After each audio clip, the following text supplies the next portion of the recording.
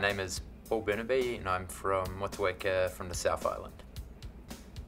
I decided to pursue studies in the US 2 to 3 years ago when I was looking at my options for doing graduate study.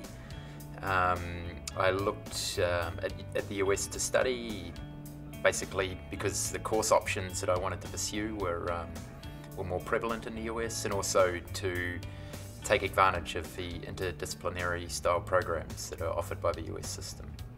So the school I chose to attend in the US was Stanford University. I'm in the Department of Civil and Environmental Engineering at Stanford, currently doing my Master of Science degree. My major focus is on climate change and how we can meet the world's energy demands through sustainable sources of low carbon energy. The process for selecting schools in the US is quite a daunting process. There's colleges all over the US. The US is huge, and there's just a myriad of different institutions that you could possibly go to. I started by looking at schools that I'd heard the name before. That was kind of a natural place to start. I also talked to a lot of different people who had already studied in the US, or just generally to get a feel for the different schools and the different programs out there. Stanford University stood out to me. Not only had I heard of the school before, but I also, after a little bit of research, found that they had a department, or the department was exactly where my interests lay. For my funding purposes in the US, I looked at a very diverse pool of options. I looked at private funding, I looked at scholarships from both educational-based scholarships and scholarships for broader goals. Arriving in America and coming down to Stanford, I was just kind of blown away by the scale of everything.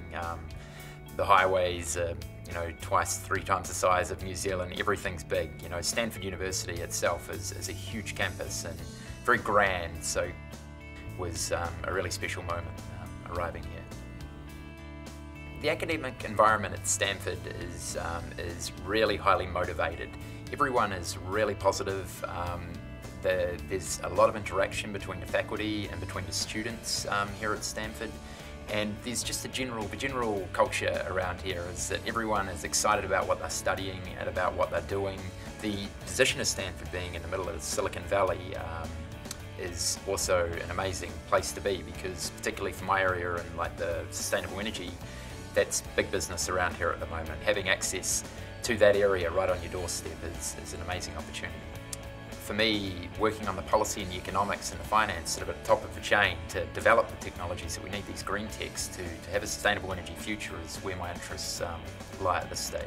There's a really strong force behind sustainable energy, and that goes with that, there's now a lot of people worried about the environmental issues to do with traditional oil consumption, to do with coal power generation, and those fossil fuels that do emit greenhouse gases. So there's a strong push away from those and a strong contingent of people looking into sustainable energy options.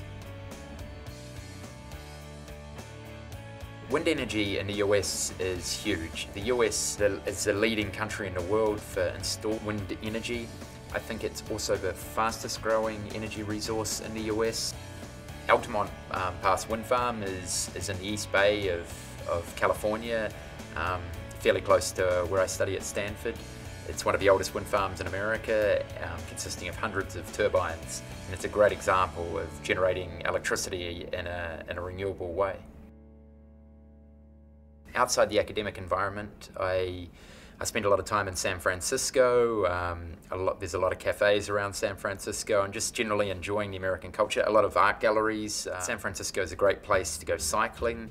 And the American people in San Francisco have a really strong outdoor focus, so there's a lot of motivation to get outside and to enjoy the fruits of a city, the beaches. It's got everything. I think the hardest thing about leaving New Zealand behind for such a long period of time is you miss your friends, you miss your family. I also miss my New Zealand sports. The US doesn't really play that many sports that are similar to New Zealand, so rugby's American football here, and cricket is baseball here, so it's kind of adjusting to new sports. I'd recommend to anyone from New Zealand to bring their stocks of Vegemite and their stocks of Milo, because both of those products are non-existent here, and you actually find that the American people do not like Vegemite at all. The best bit of advice I could give to a student looking to come and study in the US is to ensure you've got great marks, because that will definitely help you to get into one of the top schools over here, but also to look for funding early on, because funding really is vitally important to in the end actually studying here in the US.